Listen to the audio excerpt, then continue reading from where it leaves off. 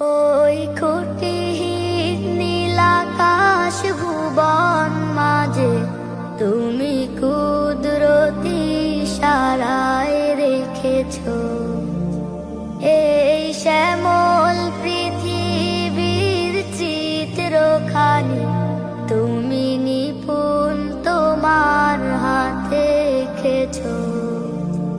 ওগো আল্লাহ,